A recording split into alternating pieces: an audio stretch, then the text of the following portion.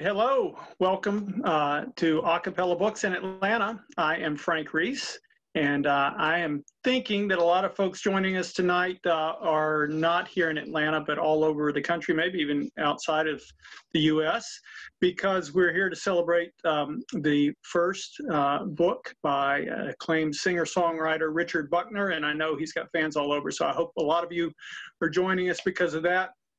If you are here because you're fans of a cappella, welcome again.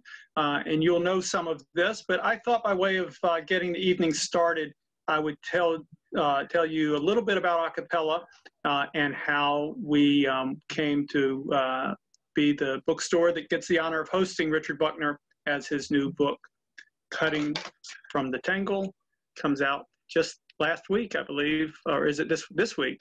Sparrow Press. So a cappella, we just celebrated our 31st anniversary here in Atlanta. My book selling days go beyond that, about 35 or 36 years back in San Francisco. So in the mid 80s, I was managing a used bookstore in San Francisco and dabbling in writing songs. And a friend of mine who was finishing up his degree, or had just finished up his degree from Chico State in Northern California, told me I needed to meet this friend of his who he had played some music with, and he thought we would hit it off, and his friend's name was Rick Buckner. So when I was up in Chico and I met Rick, and we did hit it off, and he was a great guitar player, hilarious guy, and we had very overlapping musical tastes. And so when he graduated with his degree in creative writing from Chico, he moved down to San Francisco as well. And I was living in a crazy apartment near City Lights Books in North Beach. And in short order, I finagled a job for him at the bookstore.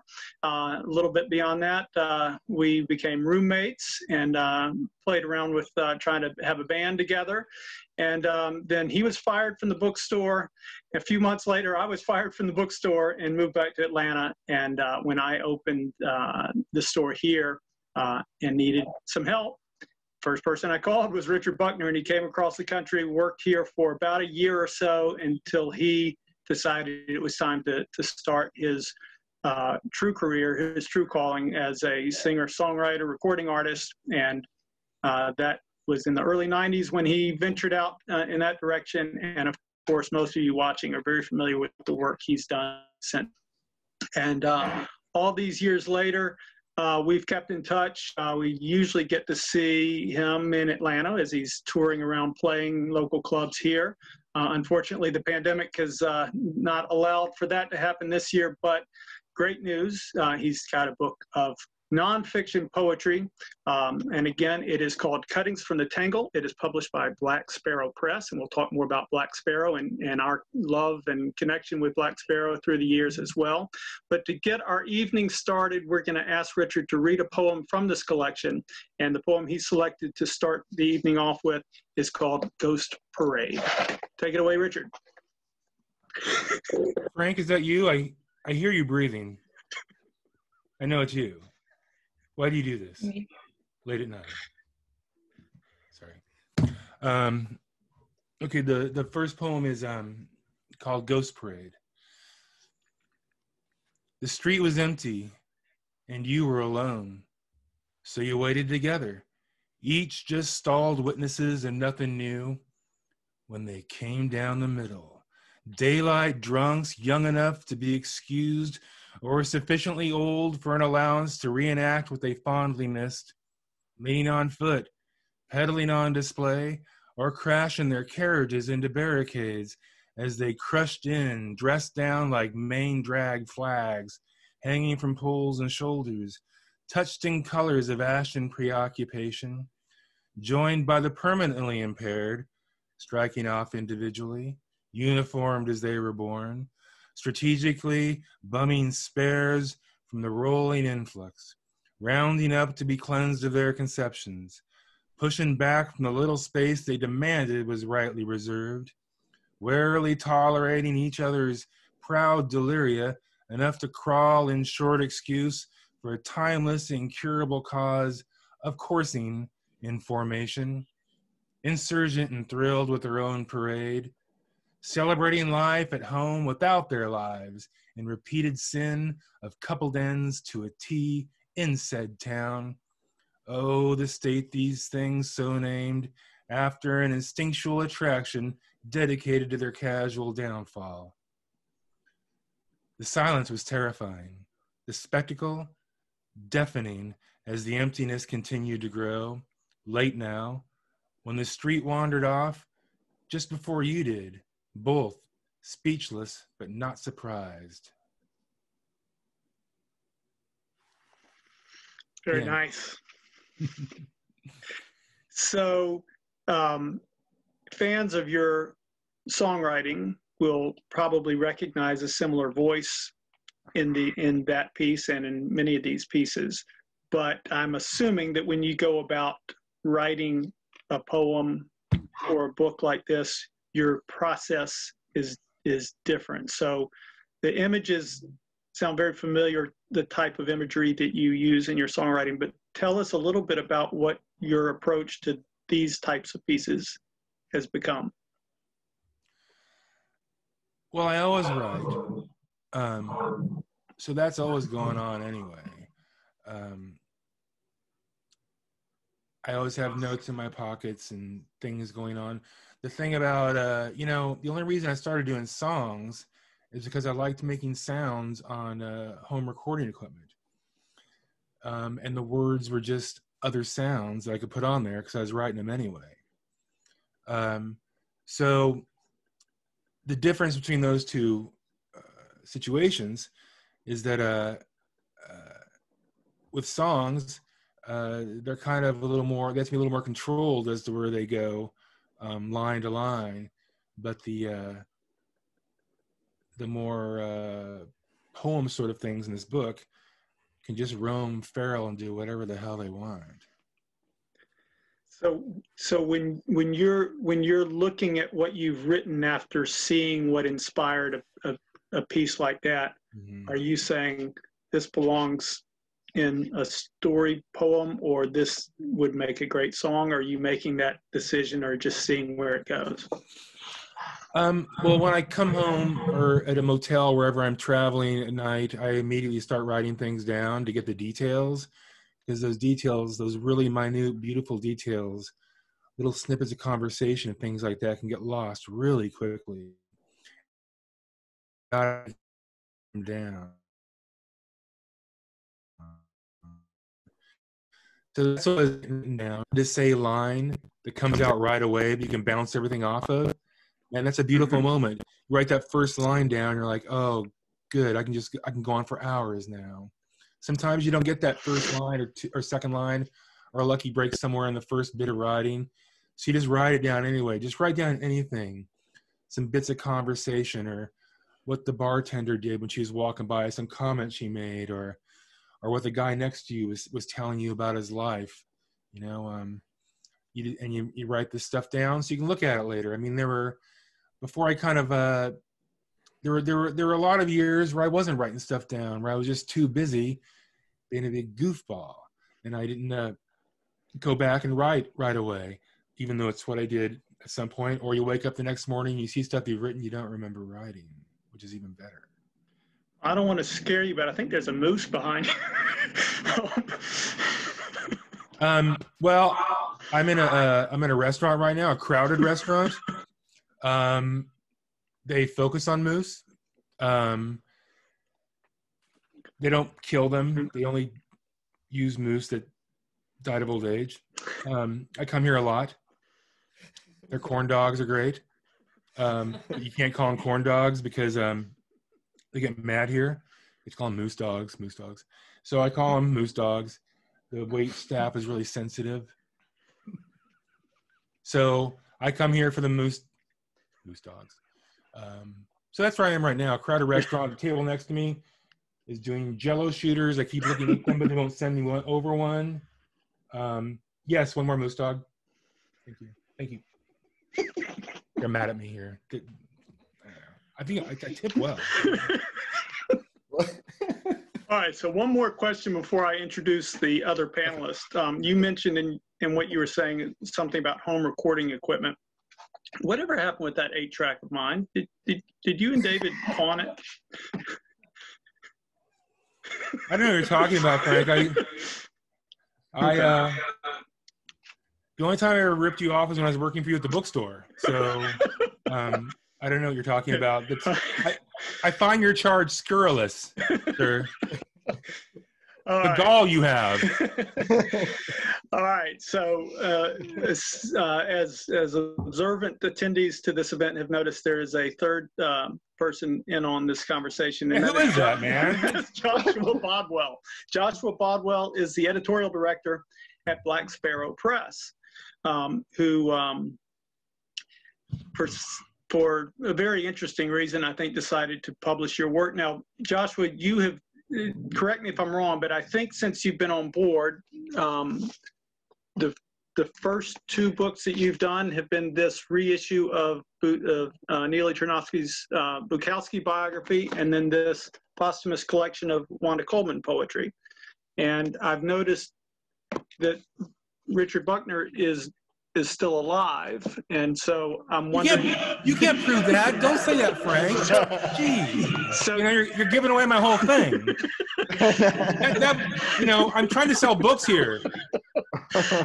So, how did you come to publish Cuttings from the Tangle by Richard Buckner after having been working on such books like that since taking over Black Sparrow? Yeah, Josh. Yeah. Hey, listen, kiss of death, you keep it down. Your days are numbered, apparently. You've signed all those books already, right? Neely is still alive. I just want to give Neely Tarkowski. Yes, of course, yes. Yeah, Neely's very much alive. And there was a few more living writers in there in 2020, including Susan Barba and Nina McLaughlin. So how did we come to publish Richard? Well, I looked today because someone brought it up that it was 4 years ago yesterday, Richard, that you came to Maine and played a show. Wow, really? That long ago? Yeah. My God. 4 years ago yesterday. So my wife runs a arts nonprofit in Southern Maine, and we happened to notice sort of selfishly that instead of going to Boston or Northern Maine to see Richard, we could invite him to play at our venue, and he generously did on a night off. And I think that was the first time we kind of talked about writing for the first time. Not too much that night, but more exchanging emails. Because you were in show mind. But I was... Go ahead. Oh, it was electric and I went acoustic, or it was supposed to be acoustic and I went electric. I can't remember what happened, but I totally changed the whole format. Just kind of saying, it's like, nah, I'm going to do it this way instead. And then they were so nice. But we didn't get a chance to talk really, because I don't really hang out much after shows, just kind of get the hell out of there and go back to my room and, see what's going on there. Nothing. And so I remember, Josh, that you wrote not long after that, a very nice thing talking about the show and saying you wish we would have had more time to talk. And you mentioned that you were an editor and working for things. And then I think there maybe was one other email about asking if I had any writing or something briefly. And then we didn't talk for a year until you contacted me again. And I told you that I didn't have any real short story things that I was ready to put out, but I was writing these other things that were kind of rants or something. I don't know what they were. Stacks of words and yeah. You said rant. So I sort of had those things, but I'll send some of those if you want. And you were very nice about it, so I started putting them all together. Because before then they'd just been in like on motel notepads or on bar napkins or in a box or a bag or a drawer that when I came home, I didn't really go through them because, like I said, my discipline was bad then. So I had a lot of notes that were complete but not put in one place. So I just kind of... Yeah, it took a while, I remember, from those conversations. Because it was hard. I was poking around trying to find more writing by you, and I found like a little flash fiction piece, and I think that's probably why I said, do you have more of that prose? So no, it wasn't until you actually turned over and mailed me what became the kernels of this manuscript that I saw. And I want to show this too, because not everyone has the book. So this is how that piece that Richard just read looks on the page, which I think is important to point out. You know, they aren't in paragraphs like a song lyric might be, or a left align poem. That this book's, the physicality of this manuscript is really important to how the poems work, you know, opening here before it goes down the center. This was our summer together, was getting all these on the page. At least the summer, man. I just put together your box of all my edits that I'm going to send out to you tomorrow, hopefully. And going through the stack of edits that I sent you, I was using some of them here. That's so little of them. And as I go through them, I put these little different colored page tabs on them, and it looks like a whacked out fringe jacket now, man. There were so many, especially right up to deadline time when I was really making a lot of last minute changes.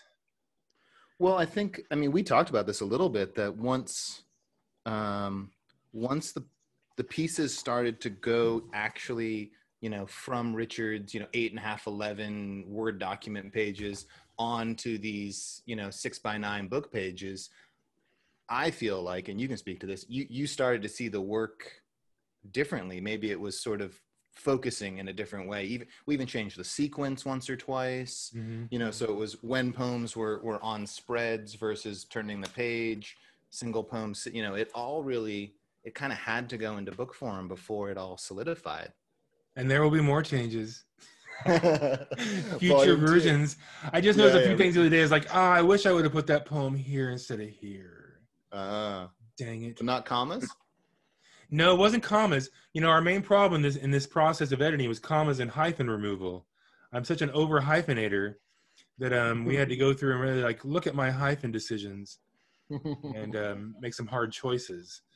A lot of punctuation conversations. Yeah. A lot of punctuation conversation. But I learned a lot about punctuation from you, Joshua, during the process too. I mean, I just like throw it down like I'm scattering bird feed because I hear it in my head a certain way. And you look at it later, it's like, what was I thinking there? Why did I hyphenate this whereas it isn't hyphenated? Why are all these commas here? Why did I? And it's just, when you hear it in your head the first time, you put it down that way. When you come back to read it, you're like, what was going on in that motel room that night? Jesus. Well, a lot of our conversations too would, you know, around punctuation, we're like, well, here's what's maybe technically right, but here's what you're trying to achieve, right? So you taught me the word stuff out. M-dash. You know, I knew about interrobang, but I didn't know about M-dash. I was using three dashes, and Josh was like, hold on, there's a thing called an M-dash you should know about. So I've learned a lot about things from that were maybe I heard in my head, but I didn't know they were an actual thing, you know? If I made any contribution to American letters, it's there you go. The M-dash. I'll take it. Well, you know, punctuation is a fascist anyway, so I always fight against it. I'm going to interrupt for a brief moment to remind everybody who's out there, and it's a good crowd building here, and I think on Facebook Live as well, including our old friend Rob House. Hi, Rob. Rob House. You know what, Rob House gave me, years before I made my first record, Rob House gave me his own single vinyl copy of Terry Allen's record Juarez, which changed my life. Mm-hmm. I just had to say that. Rob, thank you, man. So there is at the bottom of your screen, most people's screen, a Q&A box. So if any of you out there have questions for Richard later in the program, we're going to have a chance for him to answer some of those. I want to jump back to something that Joshua said about the physicality of the book, because I think it's a good opportunity to talk about the history of Black Sparrow Press and his involvement with it. I love and have always loved Black Sparrow, and I think Richard and I, when we met in the 80s, we kind of bonded over music and books, and Black Sparrow was a big part of that, and a big part of that is the aesthetic quality of the books, not just the typography, but the cover. I brought a couple of old ones. Here's a Ed Sanders book that Richard is envying. And Never sale. No. And there, we have a couple of other, like, I put her, oh, I see. Yeah, so here's like an old John Fonte book, and I just love the typography and the cover art and of course the words. And an older Wanda Coleman book from Black Sparrow. Oh, wow. And a hardcover cloth spine, like the edition of Rick's book that Joshua has of Jack Spicer poetry. But I wanted you to tell the audience about what makes Black Sparrow so unique, and how you came to it first as an admirer and now being the editorial director. Yeah. So my 17th birthday, the only thing I got for my birthday from my dad was a copy of Septuagenarian Stew by Charles Bukowski. Never heard of him. By that time, I had inherited my dad's college book collection. He knew I loved, City Lights and New Directions. And boy, he had it at the park that day, though. And by the time I was 19, I think I was exchanging mail with John Martin, the founder of Black Sparrow. Just a nerd, buying books through the mail in the 90s like you could. You fill out the little form and send in your paper check, and John would type a note and send it back, which just kind of blew my mind, Here's this guy in California, I'm in Maine, and he's taking a moment to include a note with my order. So I became a Black Sparrow Press devotee from then. I mean, you guys know from music and books that you just start to trust a label like you trust a publisher. So I remember the first non-Bukowski book I bought from Black Sparrow was Thyassa Frank. I'll never forget. I just saw the spine and I thought, it's on Black Sparrow. I'll check it out. It's got to be good. Then Fielding Dawson, then Tom Clark. And, you just start to trust the editorial voice of the house. So flash forward, the house of David R. Godine was similar to me, that I trusted the house and their editorial taste. And since they're in Boston, I actually got to know David R. Godine. He was much closer. And it kind of blew my mind. In 2002, John Martin wanted to retire, this West Coast legend. And he ends up making a David R. equivalent in terms of an independently minded iconoclastic publisher. And Black Sparrow came under the umbrella, so to speak, of Godine. So that kind of just blew my mind as a reader. And then I started doing some freelance editorial work for David. And that was at the time that he was preparing to retire after 50 years. So he invited me, and we have a new publisher. So we are sort of the inmates in charge of the asylum now. And Richard and I talk about this, that we feel like, we're kind of pinching ourselves that we get to be, part of carrying on this tradition with something like Black Sparrow, which, as you said, is so special because of both the words inside the books and the care and attention put into the books themselves. John Martin started his life as a rare book collector before he started publishing. So the book as an object always meant a great deal to him. And for a long time, for what we think of as the Black Sparrow Press aesthetic is his wife, Barbara Martin, who doesn't get as much love as she deserves.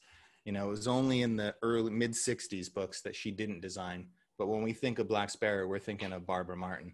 And I've been lucky enough to find people like Milan Bozic, who designed Richard's book, and Rachel Willey, who designed the Wanda Coleman you held up earlier.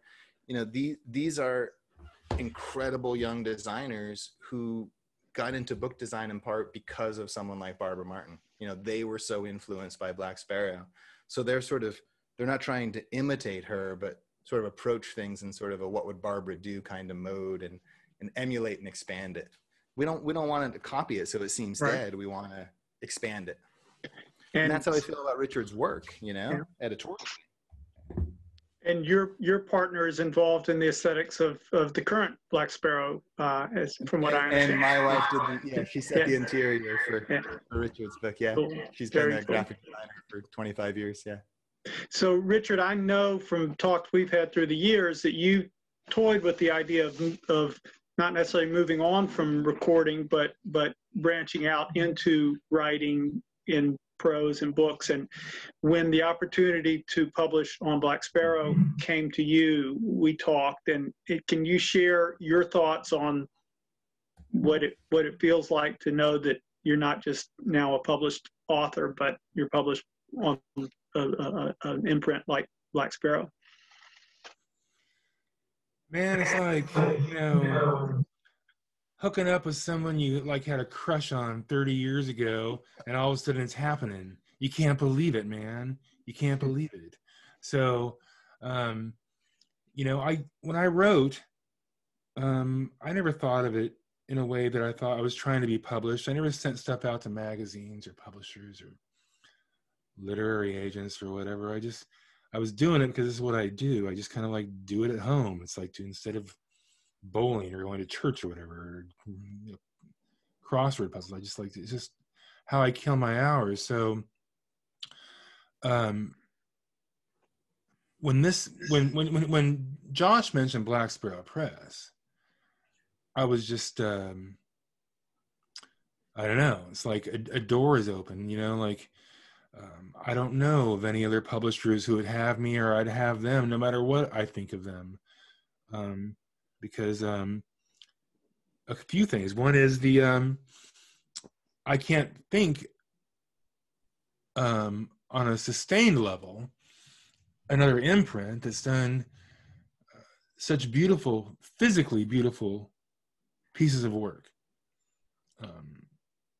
You know, printers, publishers, they all go through their thing where they make books and whatever. They're books. But Black Sparrow books are just different, and they always have been. They've always been beautiful physical pieces, you know, on top of the insane collection of voices that they've published within those beautiful covers.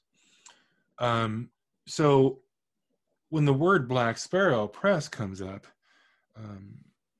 you pay attention for reasons not just because you're a reader or whatever, but perhaps because you appreciate things in a different way. So the fact that I'm with Black Sparrow Press and the fact that I'm saying this is a weird thing. I think I'm gonna wake up out of a nightmare or something right now. You've been saying, but it's an honor, and I really feel lucky not only about that, the phrase Black Sparrow Press, but not to blow smoke up your ass, Josh, but like you know, you meet very few sensitive, intelligent people, especially in the arts, who have a very unselfish way of conducting themselves. Any of the arts, I mean, whatever. So I feel lucky that I've fallen in with a person who I'm not completely offended by. Somebody, God, I remember the first night, man, when I was getting ready to sign with MCA. I was in some fancy restaurant. Remember Stars in San Francisco, Frank? Yes. Fancy restaurant. And they wanted to meet me there. And the CEO, or whatever his thing was, walked in. We didn't know what he looked like. And we're sitting there, and we looked over and like, I bet that's him. It was a guy with a slick back ponytail and no socks and loafers, and he just looked like a mafia freak. I was like, oh, that's the guy. And then I signed with him.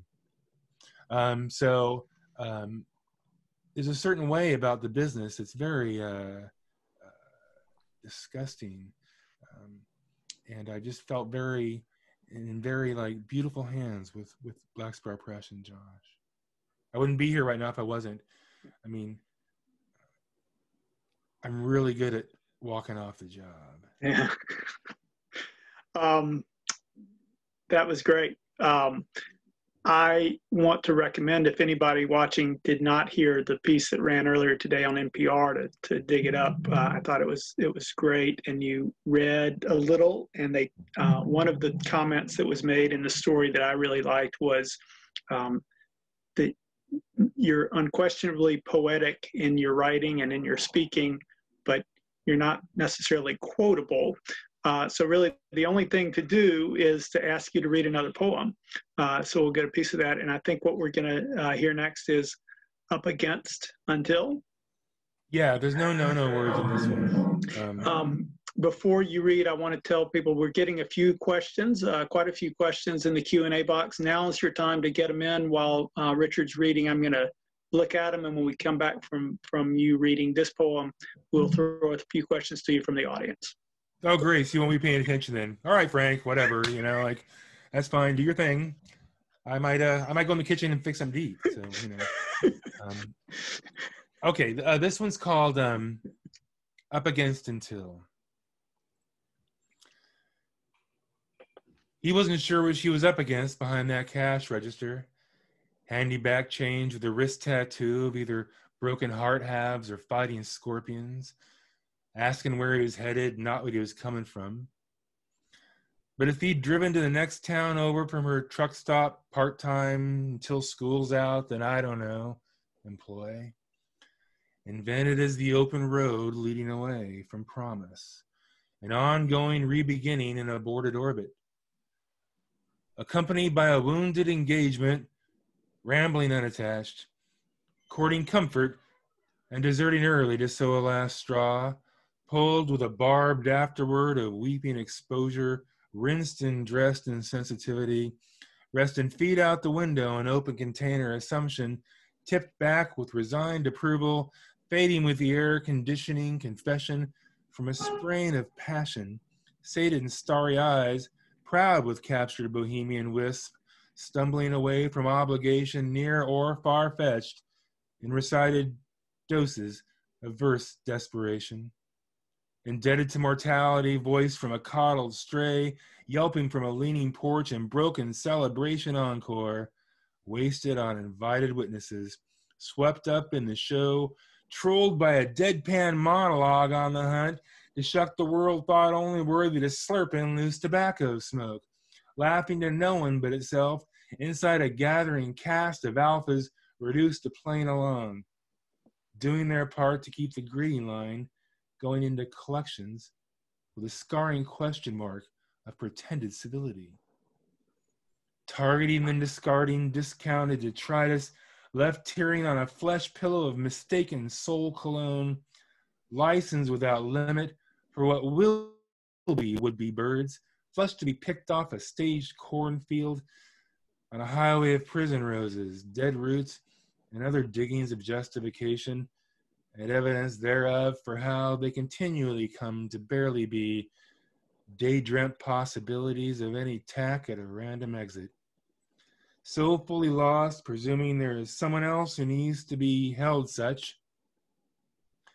By we all understudy saviors, waiting in the clipped wings with blind scopes, aiming directly into an endless yet another concealed sun, begging to be noticed as it wanes out of obligation to the mystery of adoration or unacceptable peace, conceived as any abstraction, like love, as all impulses are just weaknesses conned into action. In the misguided ghost chase of deserved happiness pursued to its burning end. Well, he would have found her close friends removed, bonfire beer recalling their hometown good old times and wondering what she didn't see through in that emptied load from nowhere, clinging lax like some secondhand doll that she kept around because it was something she thought wouldn't let her down until he finally did. The end. Thank you. So I was paying attention because I. Sorry, I didn't want to assume, Frank. I started looking at the questions, and one of the very first ones was one that I had wanted to ask about too, and so I will now from Nicholas Hall. He was just asking creatively how the lockdown has been for you. I think you kind of said that you've spent most of it, working on this book with Joshua, but just in terms of the day-to-day, how the lockdown, I think you and Jill are just up there in upstate New York with nobody else around. So tell us about how differently it affects your creative spirit right now. Well, luckily, it didn't change my social patterns at all. I never leave the house. And I have more excuses to not leave the house now. No, we can't go on that couple date dinner. I'm sorry. So in that way, it's worked out fine. I have a little office in my attic that I go up to. Usually I end up working down here and downstairs on the dining room table just because I'm down here anyway after eating and the cats are lurking around and I want them to be around me. So the one thing that's changed is, my whole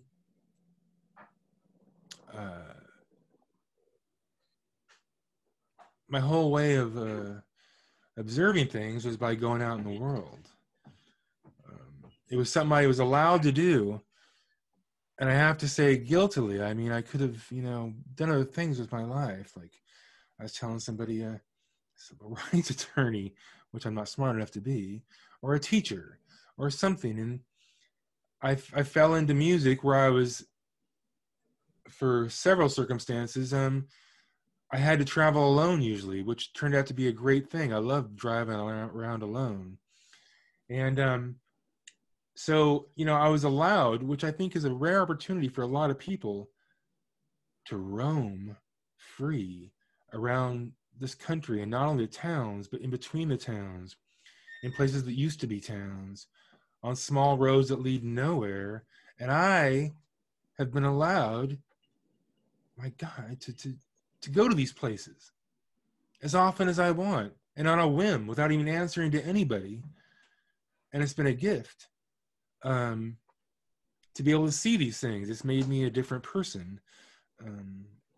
Having conversations with people about different situations in their lives, which are also our lives, and it reflects back on you and makes you, me, a different person. So I've been very lucky in that. So with the lockdown, I can't do that. And I'm just dying to get out there, man. But I can't. For a lot of reasons, like not only to get into the situation of being places I don't know at all and nobody knows me and they wonder what the hell I'm doing there, but just to roam free. But in another way, I mean, I had a plan before. I was telling Josh when we first talked about this book, I had a whole thing outlined where I was going to go and embed myself in a certain part of the country and do certain things that would allow me to be exposed to things that mean a lot to me. I was supposed to do it this summer, and of course I couldn't. But it also sometimes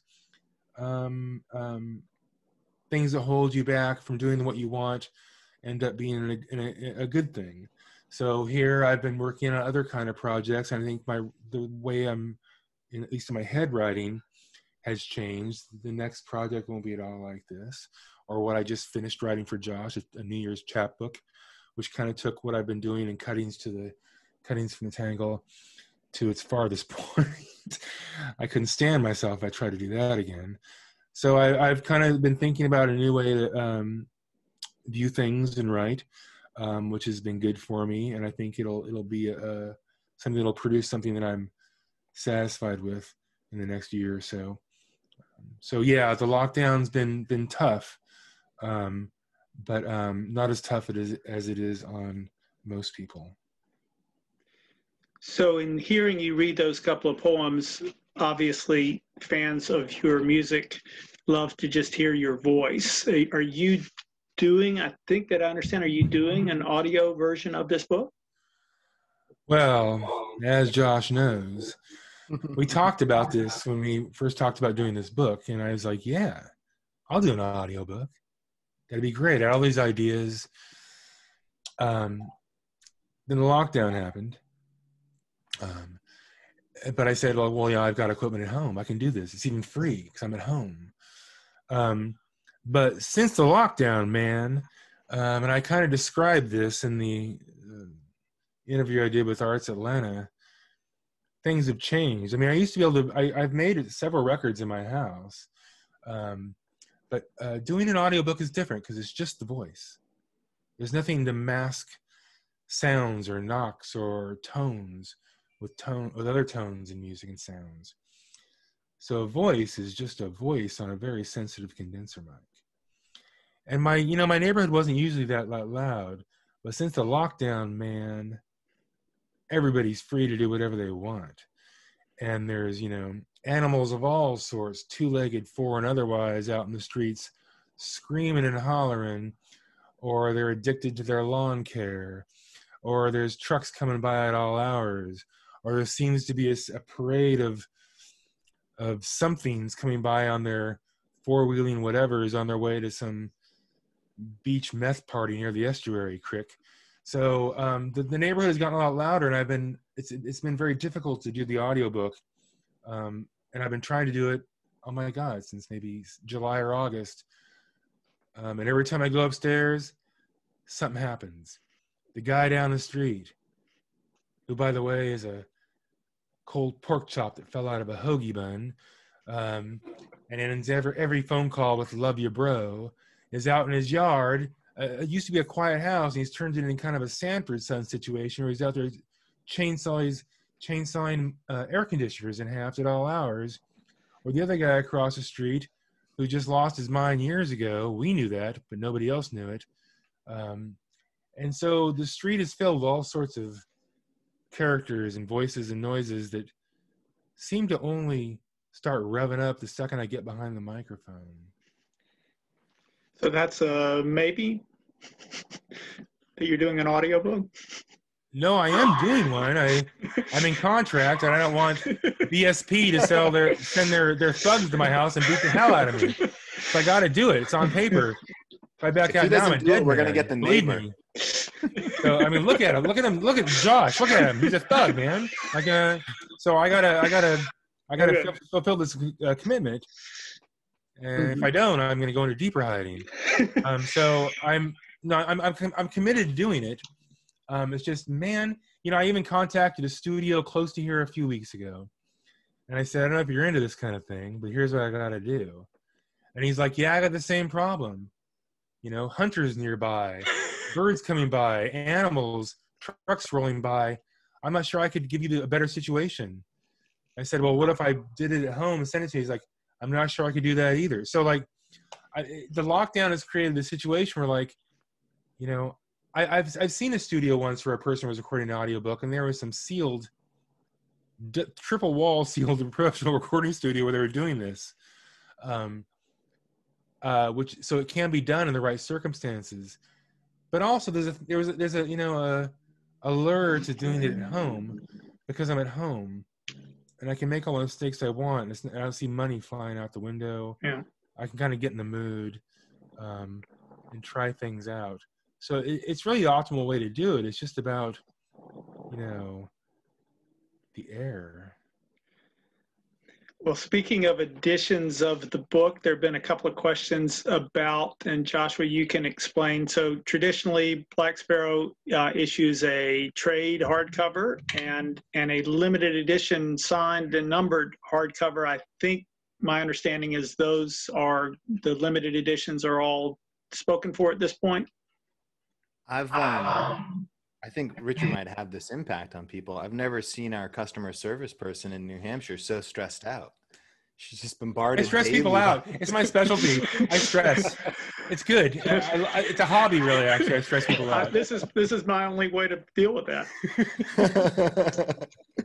So, yeah, I mean, there's been an onslaught of interest. There's 100 numbered and signed by Richard that are in this format with the cloth spine and the spine label, and some of them have doodles or writing in them, I hear.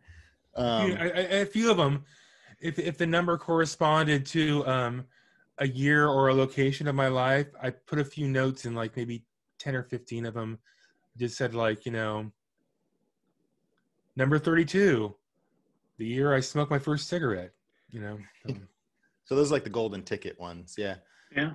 I'd encourage people to go to godine.com, and there is a link there on the page for cuttings, and they can put a query in to at least be in the queue, because some people have dropped off. The initial crowd said they wanted them, and then some dropped away. So I didn't mean that I smoked my first cigarette in 1932. I meant that I was 32 when I had my first cigarette. I was trying to clarify that. Yeah. And will there be a softcover version as well, Joshua? Is he going to do the audiobook? Is he not? I don't want to commit at this point. Gotcha. Yeah. Oh, I get it. All right, right over. I'll start looking. Frank, do you know any literary agents? Because obviously something's wrong here. All right. So, I don't know how many of these. Yes, Frank. Yes, these Zoom events you guys have watched or been a part of, but we've seen a few that have gone on and on and on, and this one is flying by. I'm worried we're gonna hit an hour and have barely even touched my questions that I had and a lot of people's questions. So it's just like hanging out with you, Richard. It's just time's flying by. So it's great to be with you. Except this time you're not dying to get away. Oh, look at the time. Well, because my wife is right here beside me. I don't have to rush home to get to her.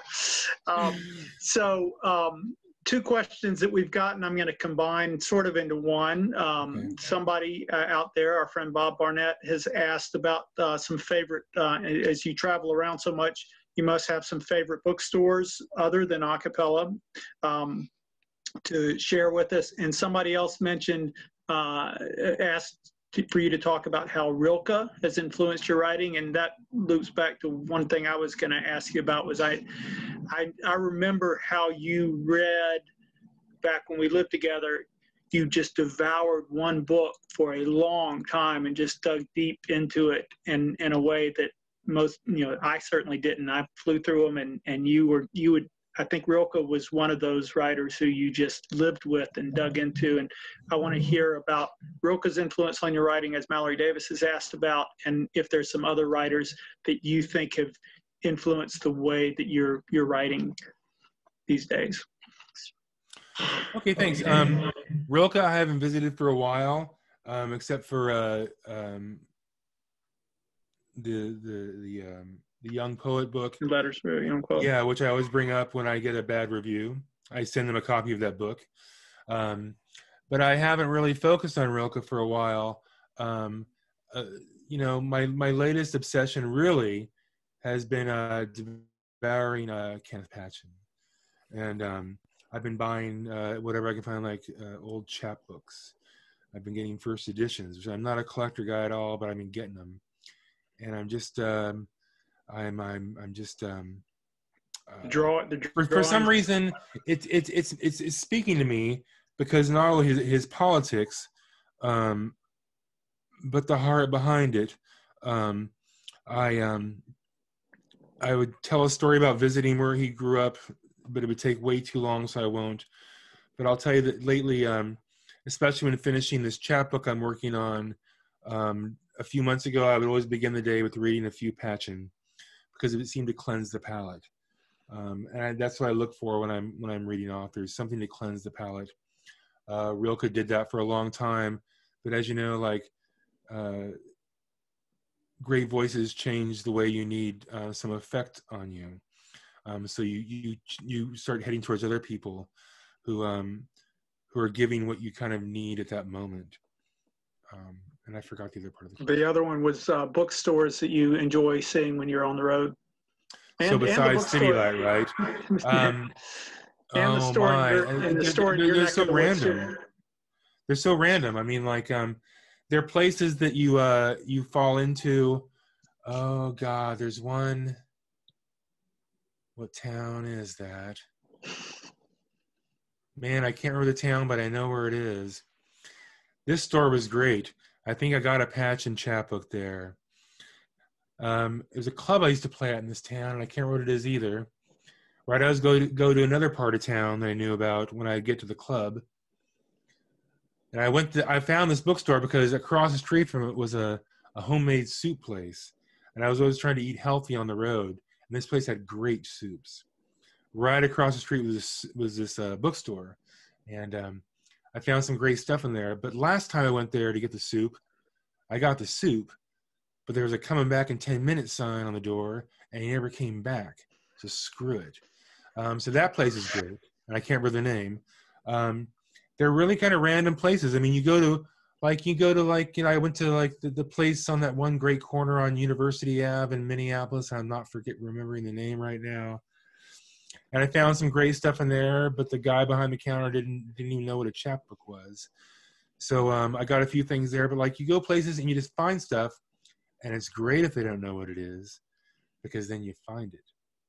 But I have to say, honestly, too, in this little town I live in, Kingston, New York, is a used bookstore called Half Moon Books. And this place, Frank, you would love it. It's your style. They have sections that are sectioned in sections that are just completely obsessive sections. And this place has a section just for Black Sparrow, or just for Grey Wolf Press, or just for poets of certain ilk. And I go in there and I found such great stuff, because then I can go directly to that section and just like drill through the Black Sparrow section, drill through the New Direction section. And I know exactly what's waiting for me or not waiting for me. Mm-hmm. So like, I'm so lucky in my hometown to have a store like Half Moon Books. Or there's a record store in town called Rhino, which also has the owner there has a really great selection of books, and I usually find something there as well. So actually here, remarkably, in this little town of 22,000 people, there are a couple great sources for me when the world was open enough to go there, and I haven't been able to go for a long time, where I can go and find things. I mean, like, downtown, they're all within a few feet of each other.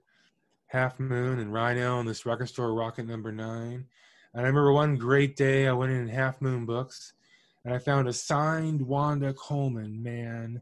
And then I found a first edition of Edward Field, and I couldn't believe it. And I found a hardcover edition of a New Directions compilation from the year, like, was it 55 or something? And then I walked across the street with this proud stuff, and I walked in to Rocket 9 Records, and I found a still sealed vinyl copy of Wanda Coleman reading her own stuff. Man, that was a great day. And in this little tiny town, man, you never know where you're gonna find stuff. Do you? Somebody asked earlier in the Q&A. Do you envision? He was asking, do you envision just writing a kind of a memoir in a more traditional, conventional way of life on the road, or is this style the style that you see yourself staying with? No, I don't want to do that. Yeah. I don't want to, like, because it'd all be like, I went to a club, they were dicks, played, and I left, went to my hotel in the next town. Yeah. The club was okay this time. The audience were dicks. I went back to the hotel, went to the next town. The crowd and the club were great. The motel were dicks. Like, it's just like there wouldn't be anything to write about. Yeah, yeah. So somebody else asked, and this will be for both of y'all. Do you think your song lyrics would work on the page as a book? And Joshua, would that be something that Black Sparrow might consider publishing? I have a few records that I haven't been able to make because I keep getting bills from Spotify about playing my music. I have a couple records here. Wait a minute. You're getting bills from Spotify for playing your music? No, but I might as well be, man. I ask any musician about Spotify and YouTube what their royalties are, and it's not an insult. It's like, I don't know what the word is. Anyway, so I have a couple records of worth of material that I haven't been able to do. And, I thought about it. When I first talked to Josh, I thought, God, there's all those lyrics. And they're not rhymey kind of song things. They're kind of ramblings. I just kind of like wanted to step away. I wanted to remove all that from my mind, which in one way is good, in another way it's kind of sad, because especially the songs I had like 7 or 8 years ago had a different meaning then. And because the world is changing so quickly, I can't even use certain words anymore that correspond with things that have actually happened. And so the songs have become obsolete in the grave. So go ahead, Josh. Well, things were happening so fast during this that we were cutting words and phrases over the summer, month to month, it seemed. I guess from a publishing perspective, Richard keeps or has mentioned several times the chapbook that he's just finished for Black Sparrow, which I feel a tiny bit bad about. It's going to be a very limited edition that's not going to be available to everybody that might want it, but it carries on this tradition that Black Sparrow had of doing a New Year's greeting chapbook. You don't want just anybody seeing your stuff. You got to be a little selective. That's right. But it is a big chunk that, could be collected in a future collection. Yeah. And I think when I'm dead. Yeah. When I'm dead. Yeah. Thank you. Well, easier to deal with widows, frankly, when it comes to, royalties. And well, we'll see. So I would just say, I want to work on anything Richard wants to work on, whatever it is. I don't even know what it is, and I'm interested. Yeah. Because I've been working on a board game, a new board game. I hope Black Sparrow perhaps wants to do. It's book-like. Board games are book-like. Yeah, they say board games and puzzles have been a big thing with independent bookstores. So is there maybe a Richard Buckner puzzle with that background? Let me just write that down. It's just very interesting, Frank. Thank you for your industry advice on this. So seriously, Sudoku, here I come. A little bit seriously, No. do you envision getting back to making records, or maybe not for a while? It's my I have, like I said, the songs. I have a certain album concept in mind, and it's just a matter of like being able to do it. Honestly, putting this book together has taken about the last 1.5 years or so of my life. It's been an everyday, all-day event, 7 days a week, because it's just what I get up thinking about and dreaming about.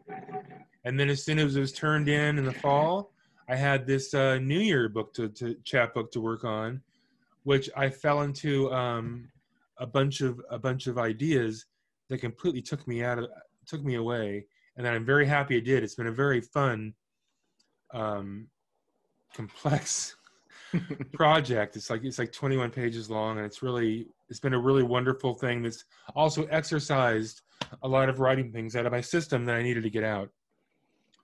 So the next project, besides the ill-fated audiobook, which I keep trying to do, is the next record of the songs that I feel like are clawing to get out of the grave. And they still kind of speak to me, and I'm just looking for a way to do that. It's just, the world experience right now of being able to get out and do things like this, not to mention the whole like weird money part, which isn't really as important. You can find ways around money. But it's sitting there, and you wake up in the morning with these songs or ideas in your head, and it's like I was telling somebody a few days ago, it's like if you've ever had like an abscess tooth, and there's a dull pain in your skull, and you can't tell exactly where it's coming from. It's just there, and that's what these songs are. And I need to get them out of my head because it's driving me crazy, man. Well, I hope you do. Me too. Yeah. We're going to have to close out shortly. I want to mention... Was it something I said? It was something I said, right? Well, I do want to mention a favorite, among many favorites of your records is the one inspired by Spoon River Anthology, The Hill. Oh. And I don't know if... Yeah, I guess we have talked about when that record came out, people made pilgrimages to Acorn Books in San Francisco because somewhere in an interview you had said you stumbled across Spoon River Anthology on the shelves there when you were working there. And people would come in and say, is this where Richard Buckner really found his copy? We stole it, actually. But I love that record. I listened to it earlier today. Oh, thanks, Frank. Thank you.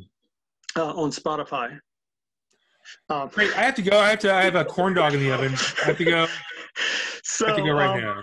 Well, before we end, I do want you to read one more poem from your book, and I think appropriately enough, it will be In Completion. Great. Thanks for having me, Frank. Sure. In completion, you are where you are when the work is done, nothing but endure. As you finish off at last with an emission of cold ideals, calling like jackals, whimpering at your growing distance. Lost in the search from the horror of incompletion. Words merely falling where you meant they should, glaringly buried in cryptic speech, hushed by disaffirming offers, scrawled in obscure judgments that you fall for every time. No one can be trusted, especially you. Now when the truth turns away, too total to get a sober rise beneath the desire to be left alone, clinging to your fable at stake in such barren fields, cropped out, impartially framed by a hostile bedside light, just showing off to the distant continued past what senseless dreams allow back. When you stroll in late, rain check, waiting room, disrepair, treasonous with meaning, abbreviated till you've gone, where everything else stops working at once, realizing there is no horizon, as dawn and twilight are just X's that still fuck incompletion. Where you are incomplete incompletion. You are where you are incomplete. Nice. Rick, it's just so great to see you, and great to see you too, Frank. I'm so proud of you and happy for you. Joshua, it's great to have you here with us tonight. Can I say one thing, Frank? Of course. You haven't been saying.